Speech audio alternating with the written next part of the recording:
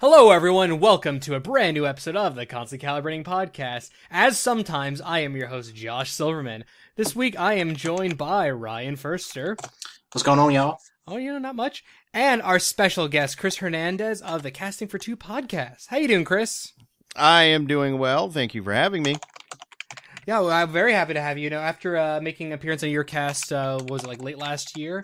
It seemed about time to finally get you on onto a show. I was looking into having you on sometime. I was hoping maybe in March. And then, that was what I was going to talk to you about probably in the next couple of weeks. And then, lo and behold, our entire team had called in sick today. And it was like, you know what? It's a good time to bring Chris on.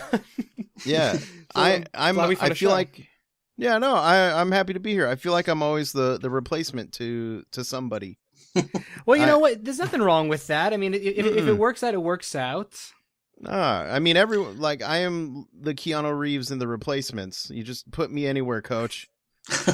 Hey, if you have good stuff to talk about, why not? And again, I've always enjoyed our chats at RTX because I know Chris from RTX. If anyone is a fan who's been watching or listening to the show since at least 2014, you might know Chris as the person I refer to as the koozie guy, because he cornered, as far as I'm concerned, the small media marketing department by giving out koozies to his interview guests as well as to just the rest of us in the small media place, to the point that my own wife knows almost nothing about the business I've run for close to 5 years, but she sometimes asks me, "Hey, have you seen the koozie guy recently?" Right.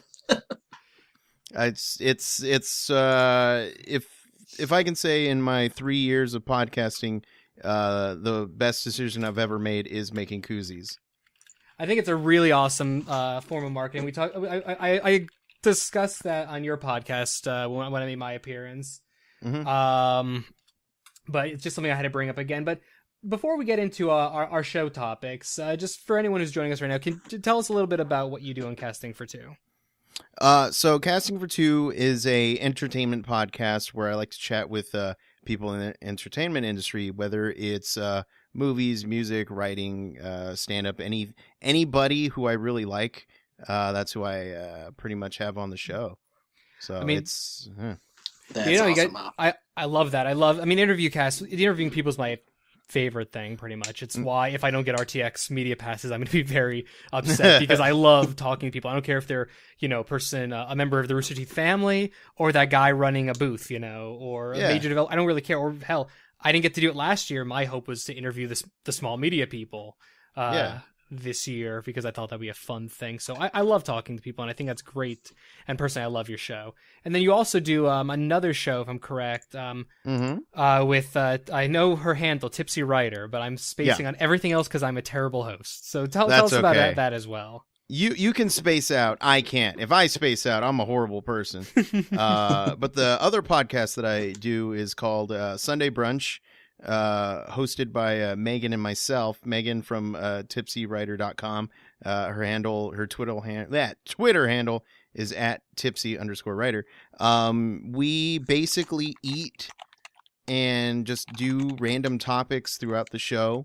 And it's a fun time at the movies. So you're obviously a man after my own heart. Those are my favorite things. Eating, drinking, movies, brunch, mimosas, stand-up, movies. I don't do brunch enough. My wife was doing brunch with her coworkers for 4 straight months, and I complained one day. She's like, you could have come this whole time. I'm like, no, I didn't know I could have come. You never invited me. She's like, well, how about next time we do brunch? You can come. They've never done brunch again. Ah, jeez. And I'm still I'm saying, I love brunch. It's like the best of all worlds of food. No, exactly. Yeah, I went to a place that had bottomless mimosas, and that was the last brunch that I was ever allowed to go to. Bottomless mimosas are dangerous. Very dangerous. So good. So good.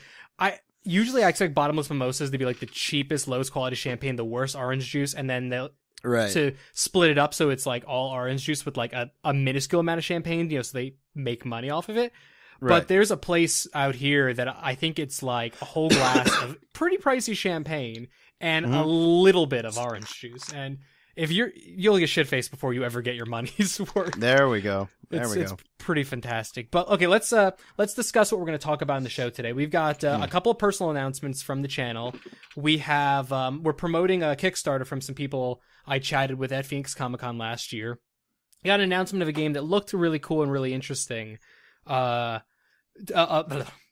interesting to me. My brain just went on a tangent there.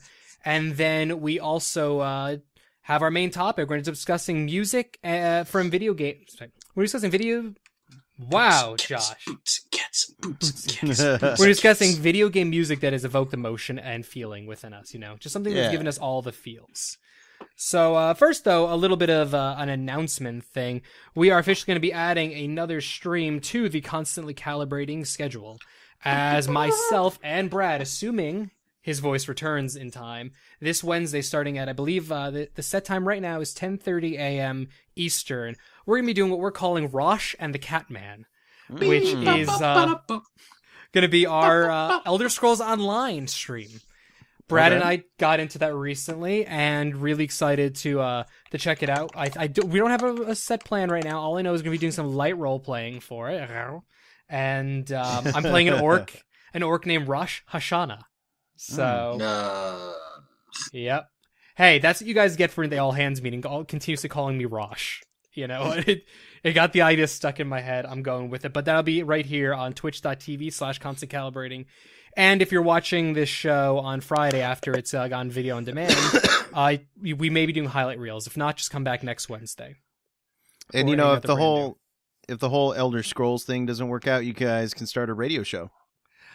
I think that could work out really well. Well, the funny thing is, we came up with the name Rosh and the Catman, and both Brad and I had the simultaneous realization of, should we go watch that old show Jake and the Fat Man and see if we can style it after that? Because we kind of perfectly encapsulated that. But the first thing I wanted to bring up, and I'm trying to find my notes on it really quickly, is there's this game coming to Kickstarter tomorrow called Anew, the Distant Light. Oh, yes.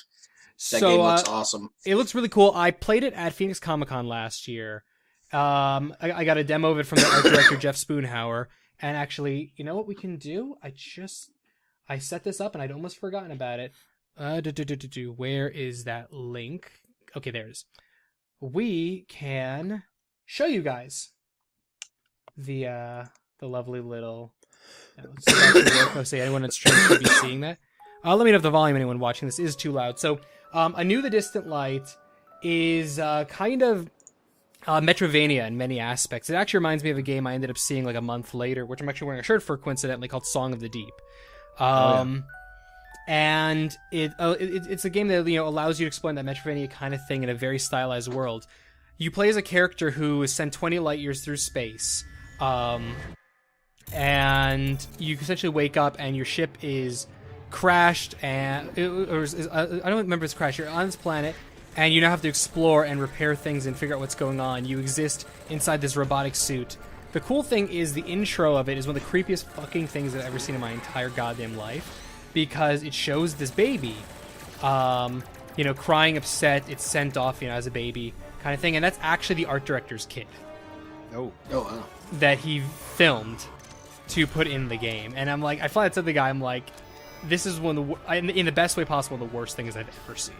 Right.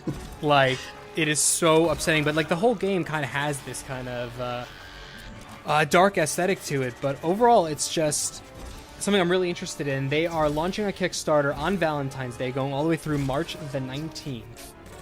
It's a really cool game. I believe the buy-in, you can buy in at, where is that? For the game, like $20. I'm pulling up their Kickstarter early thing right now. That's not bad. Oh no, sorry, I'm wrong. An early bird copy is $14 on PC. So some cool stuff. They got some cool rewards, and I like the guys a lot. They were a lot of fun to talk to at Phoenix Comic-Con, and when they get a demo of the game going at the end of the year, we will be checking it out. It's kind of cool that it's coming out on Valentine's Day, just because it totally does look like it looks like the guys from Contra went and took Samus Aran on a date, and got her a little tipsy, and then showed up with the guy from Braid, and they just had too big of a party. I like that a lot. Put that on the box, please. Put it on the box. Put it on the box, which is a Dash Ryan Firster. Yeah. Yeah. So I think the game looks really cool. Chris, did you have any thoughts from watching the trailer at all? It's nuts how there's so many ways to play the game just from the trailer. So many things to do, so many elements. I know it's a platforming game, but it doesn't. At least from what I was watching, it didn't feel like that.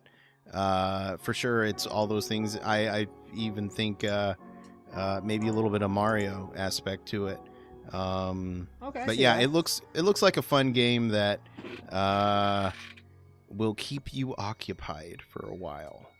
Yeah, it's nothing wrong with that. that. I know I'm probably going to die a bunch of times because I didn't do the shield at the right time.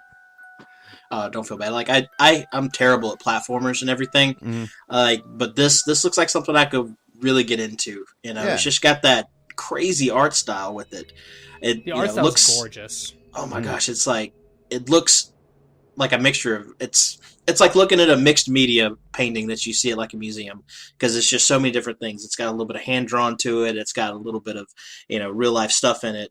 Like it looks so awesome. I'm very excited for this game. I'm definitely fond of it, and I look forward to getting to go hands on it. Hopefully, later in the year once they have some degree of a demo.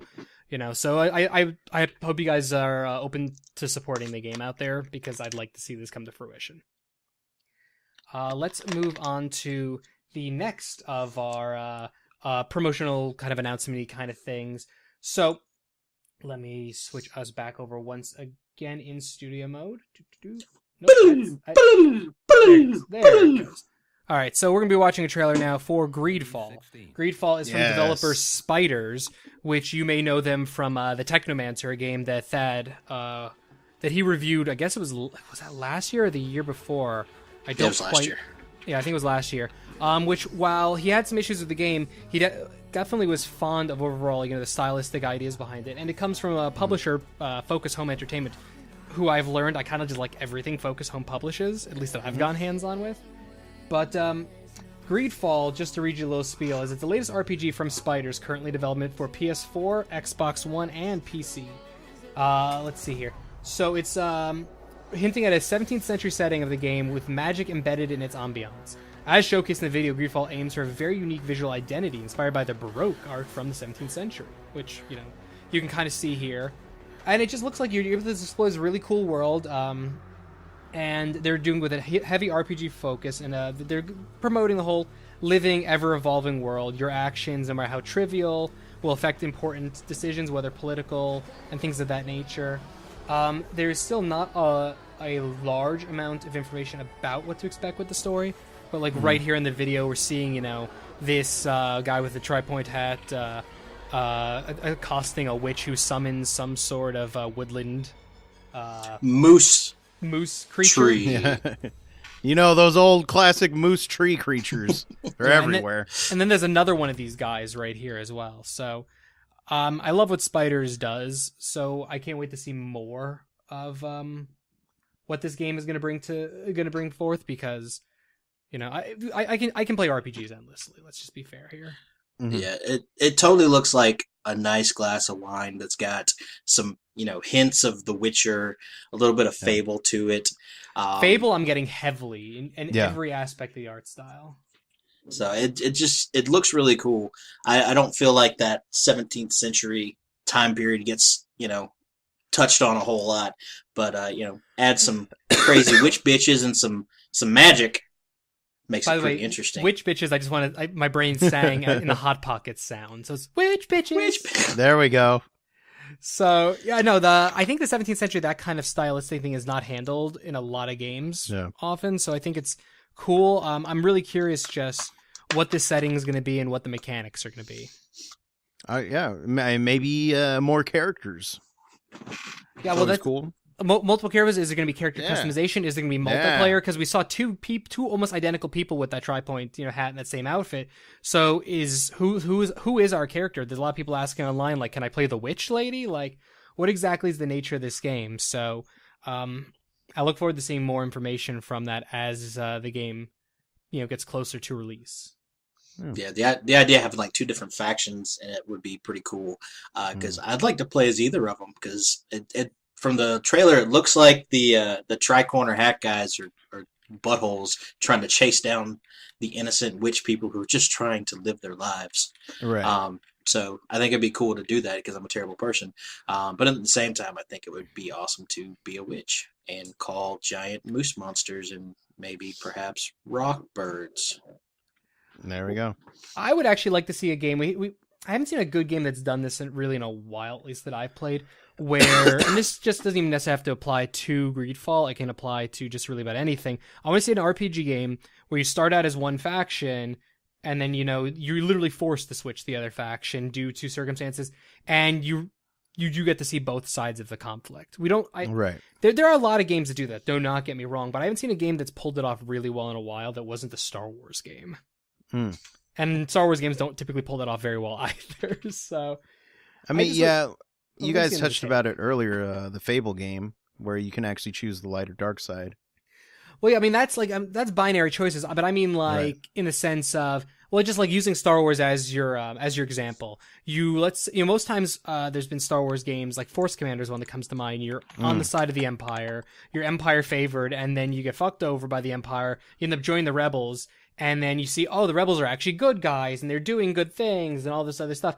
I want to see a game where you start out, let's just say you start out as the Empire, and the Rebels are evil and do all this stuff, and then you force to join the Rebels at some point, and you realize the Rebels are kind of dicks. I want to see the Rogue One side, I see. Where you do switch sides, you're forced to as part of the campaign, or maybe you get the choice to switch sides, but you see that, the quote-unquote good guys aren't necessarily the good guys.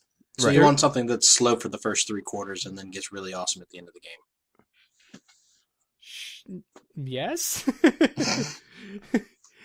Maybe? Let's move on to our main topic. So we're going to be discussing music that evokes emotion and feeling for us, and things of that nature. So this is a topic Brad and I have been tossing around for a while, so it sucks he can't be here. He did field us with a lot of optional things to talk about, and then also from a few of the groups I belong to on Facebook, we have some of your thoughts, ideas, and all that fun mishigas. But I'm going to start off first, just because I honestly only have one that readily came to mind. Most people would expect me to probably bring up something Mass Effect related, and I could easily bring up the first time I heard Faunt's M4 Part 2, which is the end credit theme to Mass Effect 1, and the fact that still puts me in a euphoric stage. I can bring up those kind of things, but the first thing that I thought of was the cover of Will the Circle Be Unbroken from BioShock Infinite. Oh, wow.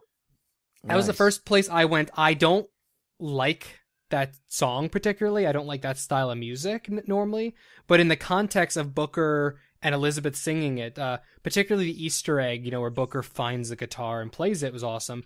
But then, Troy Baker and I'm forgetting the actress's name for Elizabeth right now.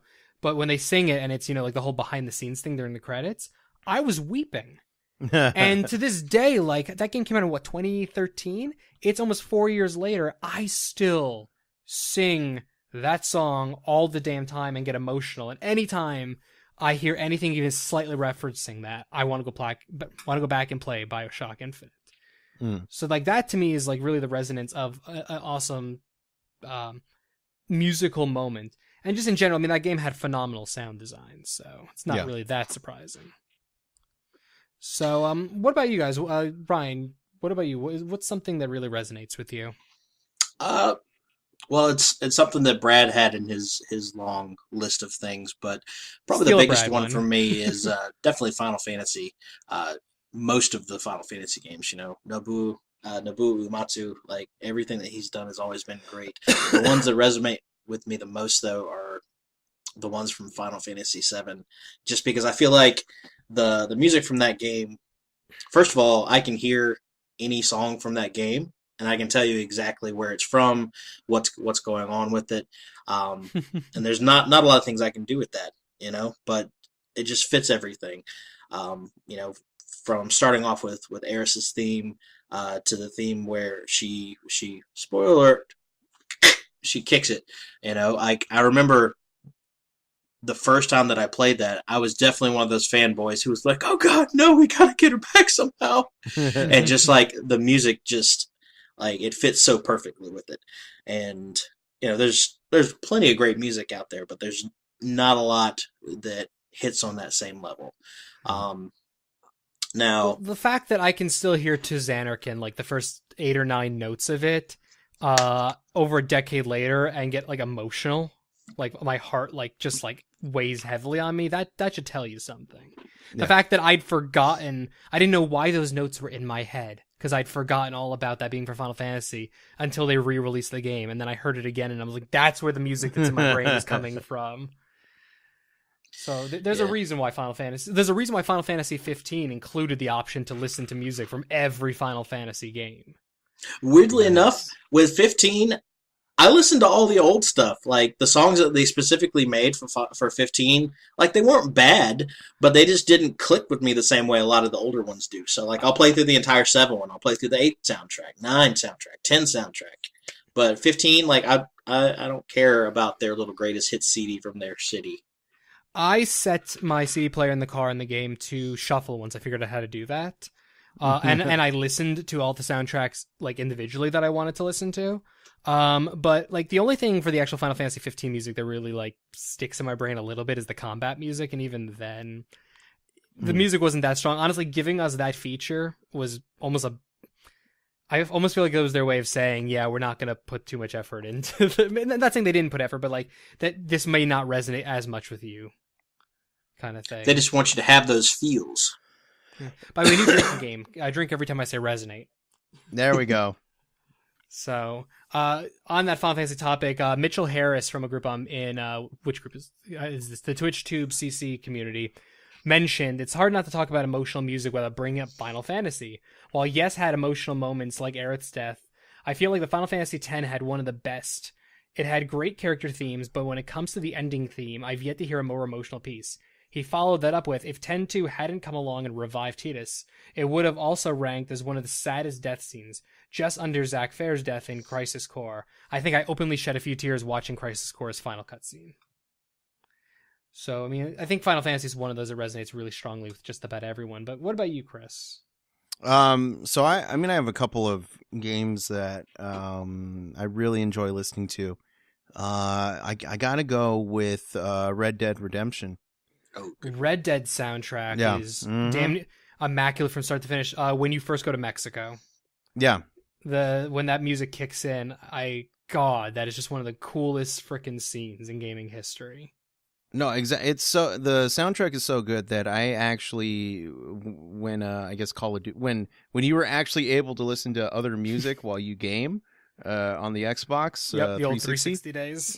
Exactly. I would play Call of Duty and listen to that soundtrack, just because I could. Yeah, I think that's. I think it's definitely one of the better soundtracks because you can, and soundtracks are not just because like Rockstar is good at soundtracks. I mean, look at any GTA game, they're good with soundtracks. But Red Dead, like again, found you a way to. Really immerse you into the world, into the West. You felt like you were really John Marston, like from everything from just the sound design overall to just that music. It pulled you in. It made you feel part of everything. And I can still hear like the death music in my head, the twangy sound, because it's just one of those main things. It's right up there with Saren's theme playing in Mass Effect 1 when you die. Yeah, it's just like those kind of things that just pull you in. And I think. Go ahead. Oh, I was just going to say, just because I grew up loving Westerns, and I feel like Western music is really hard to make not cheesy. Yeah. I think that's there's a reason why we know there's Westerns and then spaghetti Westerns. Exactly. And there's a reason why the spaghetti Western is more well-known by most people's standards, because they almost inevitably turn into that. Yeah. In a lot of cases. And then I think, in the modern era, for most people, their favorite Western film is like Blazing Saddles, which is not, which is a good Western movie, but it's not like, it's not what I think a lot of us look for in a Western, which Red Dead Redemption filled that spot, that itch that many of us who grew up on that genre felt. Yeah, you guys touched on a really good point. Like, I feel like when it comes to the music for anything, it's great to have the music separate and be really enjoyable. Like you were saying, Chris, you would listen to it even when you weren't playing the game because you just like the music that much. But the coolest thing about games is that immersion factor for it. Mm-hmm. And I feel like Red Dead is a perfect example of that, where, without that having that music. Just try and imagine silence while playing that game, and it would be a completely different experience without having that immersion to it. It wouldn't resonate well. Oh. What's really funny is Resonate's the name of the studio for Anew. I just realized. Oh god, that's gonna be fun. So no, but I agree with you. I was thinking about I was trying to imagine Red Dead without the music playing. I mean, yeah, you'd have the sound of the wilderness and stuff. It'd be more honestly quasi survival horror. Like in the days before that being an actual genre of things, it'd almost be that. Because when you think about it, Red Dead was without you didn't have needs to be met, but with the hunting aspect, it definitely had a survival aspect to it as a precursor to that now very popular genre.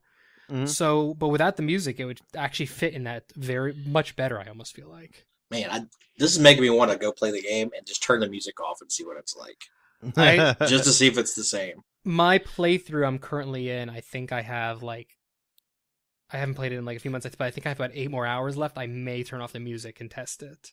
There you go. Just to see what it's like if it feels the same. So, but in the same way that the music can evoke emotion, I feel like the silence could definitely do it too. That's true. I mean, silence is a huge part of game design. Think about the older even the new one, the new Resident Evil game. It's got that creepy vibe to it and creepy music, and sometimes even when you're in the safe spots, there's the music that it'll give you the feeling that you're safe, but things are still tense. But those points in the game where there's silence, that's when you're like, oh fuck, it's about to go down. Yeah, well, it's kind of what's the calm before the storm? It's that whole thing where, I mean, that's a common thing, I think, in a lot of game stuff where the music's playing, whether it's happy music, whether it's sad music, whether it's even tense music, and you're walking and suddenly you just, notice the music cuts. And then you walk in and you're like, oh, it's a wide open area. Oh, there's a lot of waist-high barricades. Oh, shit. Oh, the game just auto-saved, and then oh, shit. Why are they giving me all this ammunition and it's auto-saving? Oh, no. The music cuts, and then suddenly the beast rises, or or the thing comes down from the sky, or something that almost always happens. And I more power to any game. It's funny, sound design was not an important thing to me for the majority of my gaming life. I think I talked about this on a podcast a few years ago, but I only actually started caring about sound design when I was my late 20s, so 3-4 years ago. I'm sure I cared about it, evidenced by the fact that my phone is filled with ringtones that are just Super Mario RPG music. So obviously music and sound stuff mattered to me, but it was not something I ever consciously thought about. And it was around the time of Mass Effect 2 that I really started thinking about it. But I think it was games like Mass Effect 2 and one of the Assassin's Creed games. This is specifically not for music for Assassin's Creed, but Brotherhood. It was the sound of the crowd. The sound of your blade unsheathing, the sound of, the eagle call, those kind of things. Even after playing, that was my third Ass Creed game. That's when it finally clicked, almost. And please don't call them Ass Creeds. I was gonna say now I'm just gonna call it Ass Creed now. I've always called it that. Oh my gosh, it's brilliant. It just sounds like a sphincter taking an oath. Yeah, I wrote a review for a site I used to work for. I wrote a review in shorthand really quickly, and then I forgot to take out 2 of the Ass Creed things.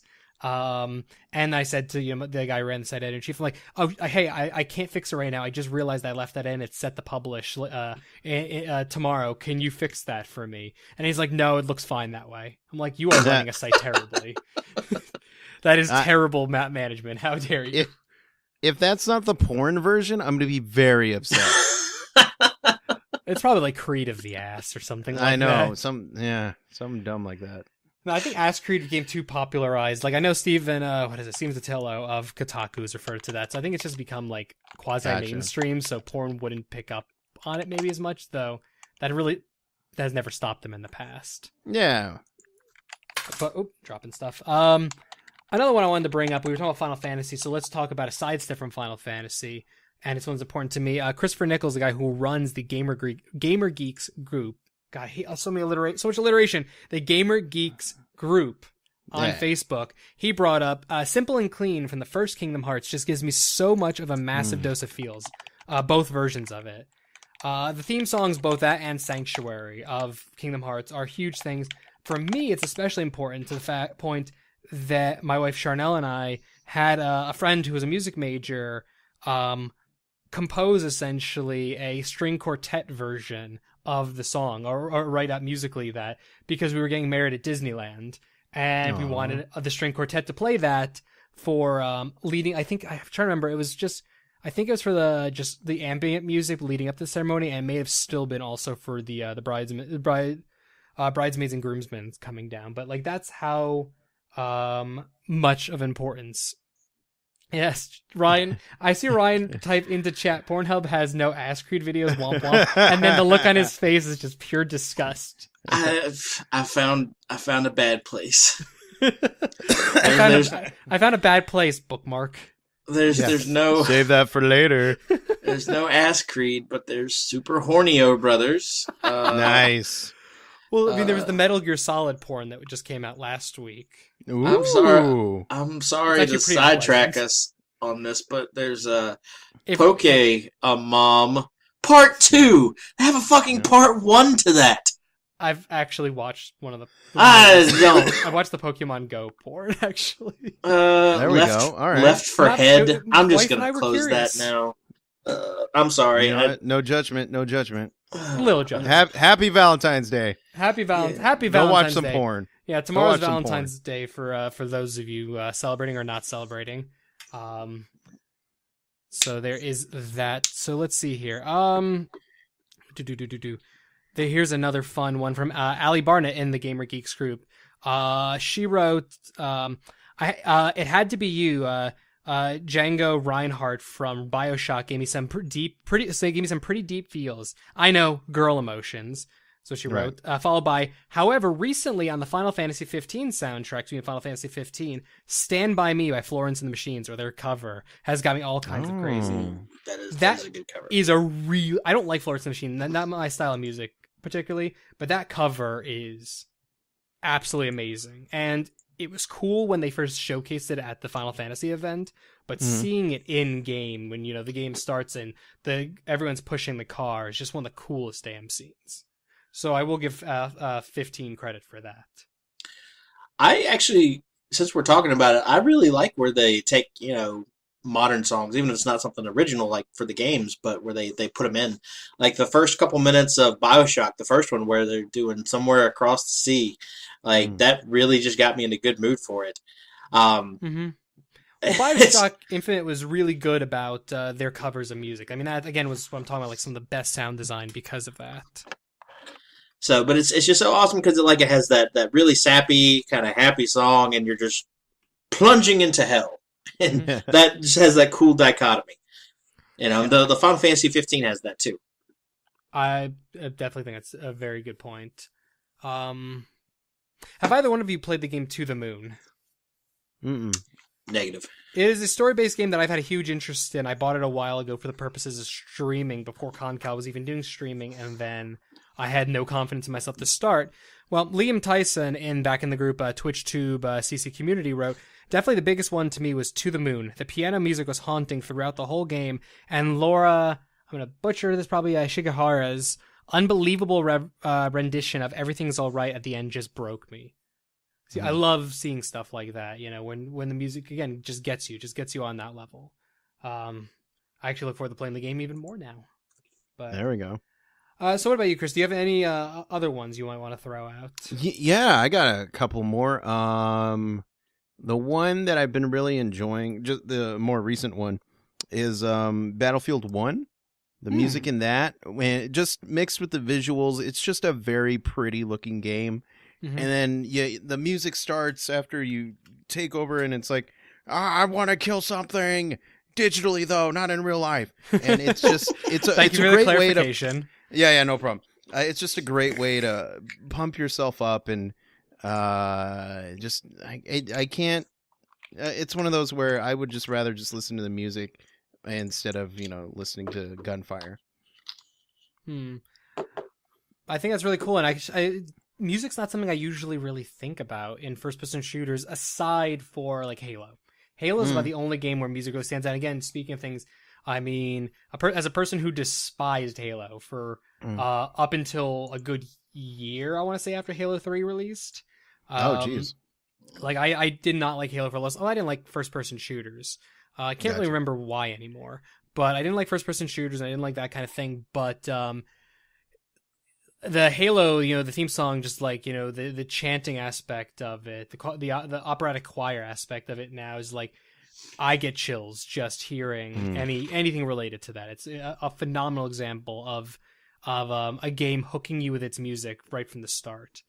Like, even not personally wanting to start I keep saying Final Fantasy, the Halo 5 story.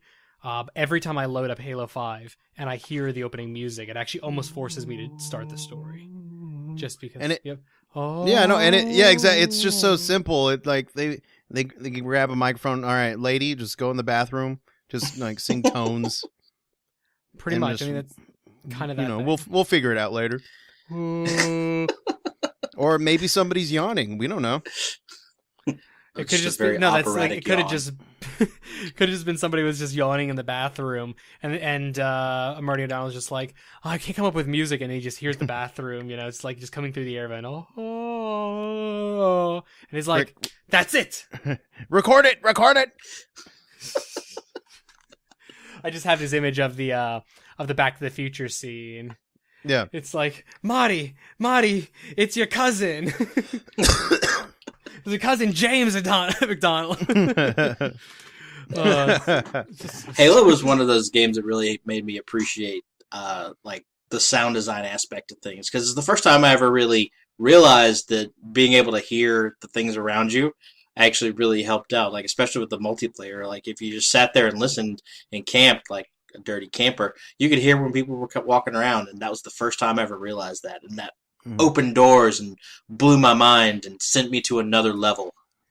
I don't know where I'm going with that. Sound like a song I knew, and then it wasn't. And you know what? It is now. Myself.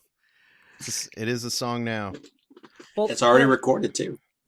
True enough. Speaking like of music, not even in-game music. This is something my wife brought up when I asked her. I asked her a question like, what to her is like important music and things like that. She named off Stardew Valley, as a more recent thing where the music really was relaxing and set the mood. She brought up Minecraft as well, because if you want to talk about a music that sets the mood in a game, Minecraft is one of the most perfect examples.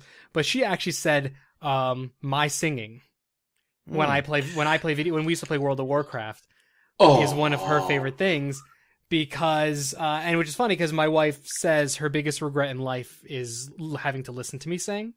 So it's a dichotomy of things. But when I used to play World of Warcraft, I didn't know this for a long time, but I would sing all the frickin' time and occasionally hold down the Ventrilo button. I wasn't informed until much later by Brad that I would do this, but I would just make up random songs, and I guess that became like one of Charnel's like things that she actually associates World of Warcraft not with the phenomenal soundtracks, which we're gonna get to in a second because I want to bring up one of Brad's points, but not just with these phenomenal soundtracks, but with my stupid songs like the Sell My Banana song and the Sneaking Down the Stairs song.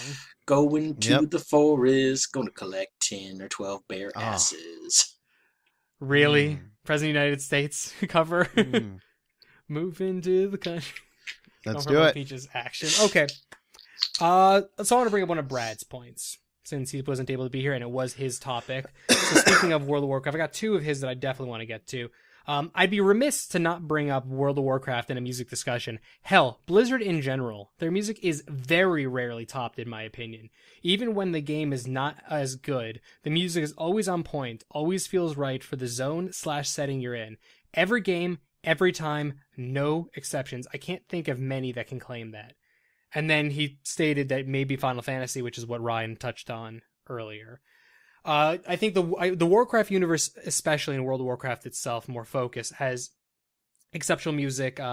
Wrath of the Lich King is my chosen music to put on when I'm writing fantasy related stuff. I have a Mass Effect on when I'm writing sci-fi. I put Wrath of the Lich King soundtrack on when I'm writing fantasy. It sets that perfect mood of kind of thing, and I agree that it's great. I've only played like a bit of StarCraft 2, so I cannot comment on that, but in general, I trust Blizzard for quality control, so I believe what Brad's saying. I mean, Ryan, you're another avid Blizzard person. Would you agree with that? Oh, absolutely. Me and Brad actually had the opportunity to meet and hang out with Russell Brower, one of the main guys for music with World of Warcraft. And aside from being a very down to earth guy, he said the biggest thing was just his passion for it. And he said if you're gonna do something, you might as well do something you like. Oh yeah. And he also said that he likes to take classic rock songs and mix them in here and there to it, like subtly. And I remember I could think of a few songs where that adds up. Yeah, well, I can't even remember. I can't remember the name of the song, but I remember just riding down and the classic rock station came on the radio, and I was listening to it. I was like, "Is this the Hearthstone music?"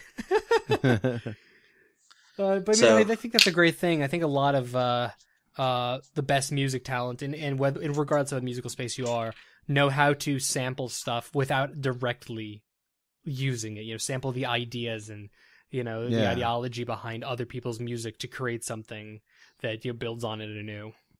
Yeah, like the opposite of a Kanye.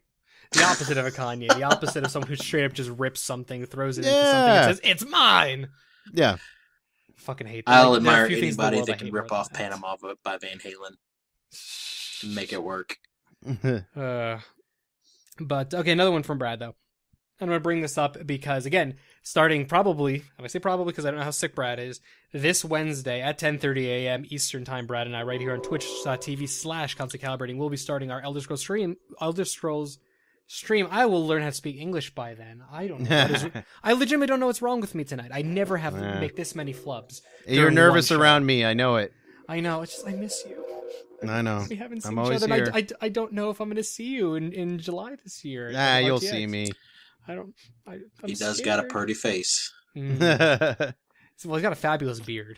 Mm-hmm. So jealous. Yeah, no, it's very lovely. Yeah, this is what I'm working with. But Brad mentioned Elder Scrolls. The main theme. I find it very versatile as it's given me proper yet different feeling. Wait. I forgot to edit his thing. I find it very versatile as it's giving me a very proper yet different feeling in every game. Always epic, but while Morrowind is somber and quite fitting to a destroyed land needing help versus Oblivion being more knightly, save the day, while in Skyrim it's more wild but fitting dragons. It always gets me in the proper mood no matter which game it's used in. Even ESO, Elder Scrolls Online, which is open at the log screen as I write this, has a more mysterious / adventurous feel.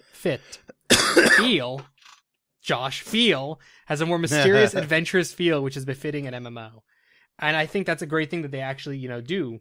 That's something I think Bethesda's always done really well with is, again, iterating on their own music to create new soundscapes. And I think we'd all be remiss if we didn't mention, Dovahkiin, the theme for for Skyrim, just being one of the most mood-setting music ever, and something that I think most of us belt out whenever we hear it. Makes people want to yell at things. Oh yeah. No, dragon shouts. You dragon shout the whole thing. I thoroughly recommend anyone go watch Achievement Hunters Let's Watch of Skyrim Remastered Edition, their first part. Because they start that off with a very poorly planned belting out of the theme song, which is one of the funniest goddamn things. Funniest, but most entertaining and enthusiastic things I've ever seen. It's one of those things where it's I thought to myself the morning that released, I want to play Skyrim Remastered. Fuck, that'd be awesome to have Thad here. Thad and Brian come over. I'm just going to belt at the theme and not tell them and just have them face palming behind me the whole time. And then Achievement Hunter did their Let's Watch. I was like, God damn it. Yeah. So it's an awesome one. Before I get to Brad's last point, which I want to touch on, does anyone else have another one they would like to chime in with? Talk about Blizzard, Overwatch, Game of the Year, Music of the Year. It's arguably the soundtrack of 2016, and freaking ridiculous sound design on that game too. Oh yeah, from top to bottom. Yeah, no, Overwatch is very special. I think it's between music and art style, it almost doesn't matter what the gameplay is because it's the art is just gorgeous and the music, it just sets the tone for every level. Every level, what the theme essentially of the level you're going into before the visual pops up just from the first few notes of that music on the load screen. Oh, and that main theme, you want to feel like a hero, bro? You play that Overwatch hero theme. Agreed. Wonderful, sir. Wonderful. Okay. So the final one from Brad I'm going to throw out here is Zelda, which, of course, Brad, the hero of time, is going to bring up Zelda.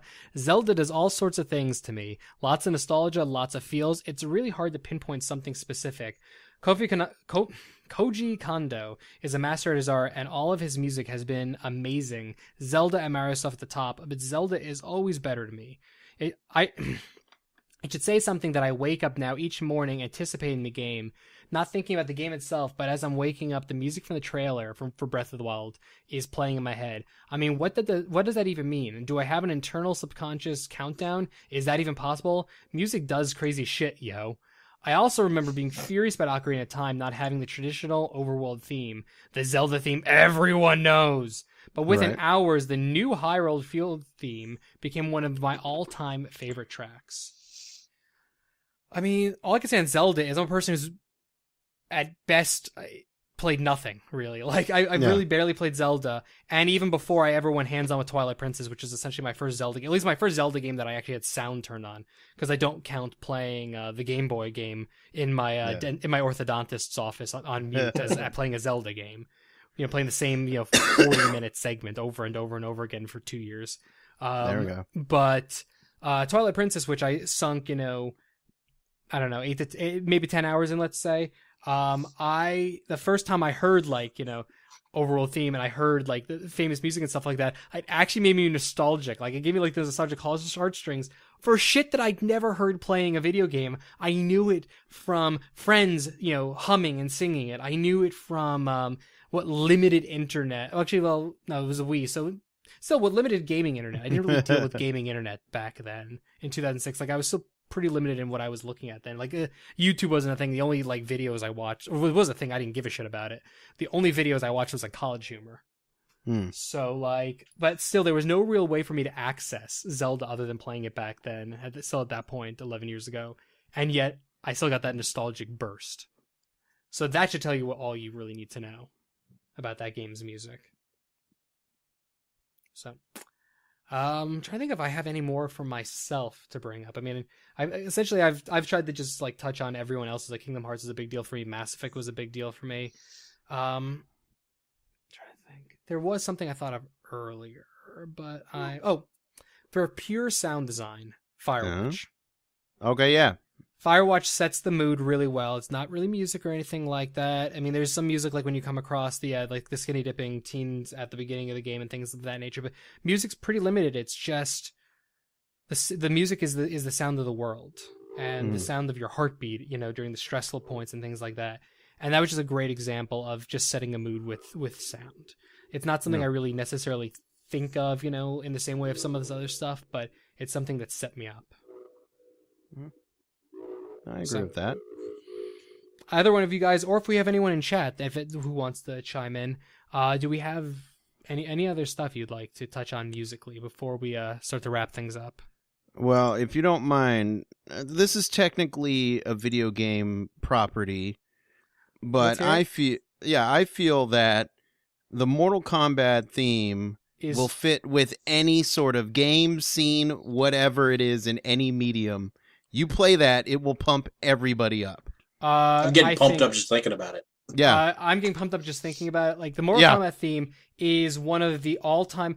I once said, when they started announcing there might be a new Mortal Kombat movie, the only question I had, it was like, oh, it'd be cool if the actors came back. I was like, look, I don't really give a shit what you do. I want that to be a theme song. And people started asking Ed Boon, will that be the theme song? He's like, well, we actually don't own the rights to that anymore to use it. Yeah. And everyone's response was the same. It was like, well, then fuck the new Mortal Kombat movie.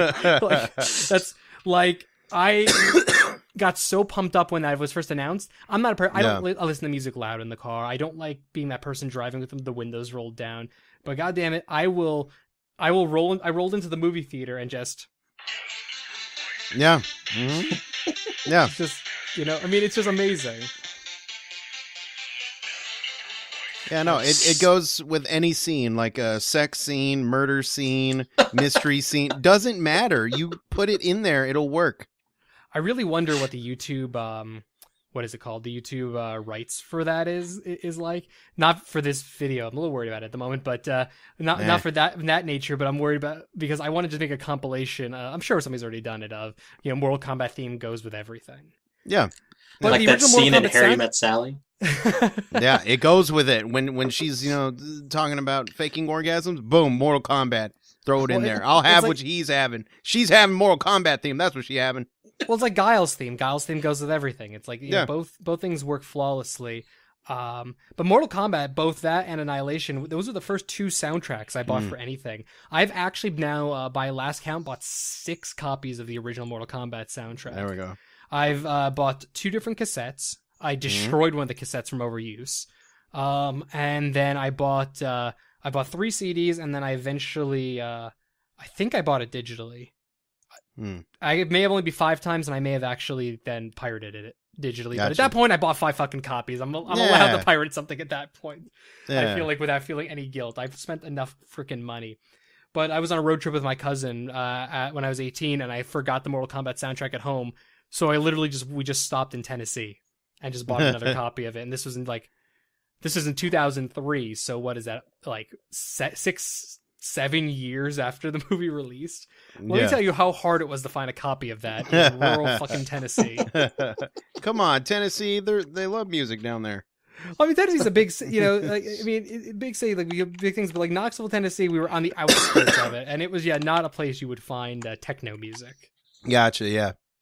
So, which Mortal Kombat's soundtrack is also the entire reason why I still hate EDM. Not for any reason the music, but it's called techno music to me, and I can't accept it having a different name because I'm an old man who yells at clouds. Gotcha. So, yeah, and Ryan, do you have any finals or that you would like to chime in on? I feel like I've jammed out enough tonight. Yeah, I think we jammed that enough. I think we've got some good jamming, and we've gotten to the end of our pretty much of our hour-long show. So with that, I would like you to give some additional plugs for anything you want to plug, Chris. Of course, listen to the podcast over at castingfor2.com. It's available on iTunes, Google Play, and Stitcher. You can follow me on my Twitter and Instagram, both at castingfor2. And the new podcast I do with Megan Johnson from tipsywriter.com is available every Sunday at secretstageproductions.com. And that can also be found on iTunes, Google Play Music, and Stitcher as well. And it's real fun, and it's a good listen. And I act like an idiot on that show. So it's true. Yeah, it's very true. I would thoroughly recommend any of our listeners and any of our viewers definitely at least go watch. Definitely check out both, but go watch go listen to Casting for Two. Even if you look at it and say like, well, I know this person Chris is interviewing, this means nothing. I don't know who this person is. Don't, just go listen to it anyways. The interviews are 99.9% of the time fascinating and interesting. So there you go. I appreciate that plug. Give it a listen, man. To have man or woman or whatever. A person, I'm so tired. Whatever you identify as. I'm God.